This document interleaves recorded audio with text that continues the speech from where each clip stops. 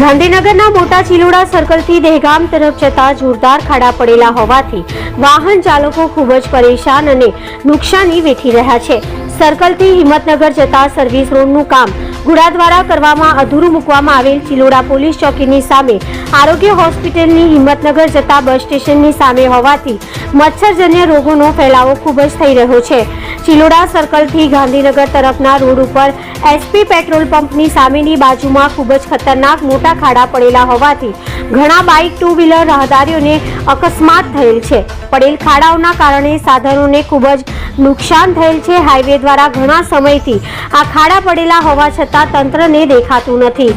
આજે Chiloda police station traffic અને home guard કર્મચારીઓએ ખૂબ જ સુંદર કામગીરી કરી પોતે ખાડાની અંદર બ્લોક નાખીને એક ખાડા પૂરેલ છે. તે બદલ પોલીસ સ્ટાફ અને હોમગાર્ડ સ્ટાફની જનતા દ્વારા આભાર વ્યક્ત કરવામાં આવ્યો હતો. અહેવાલ કિરણ પટેલ, ગાંધીનગર.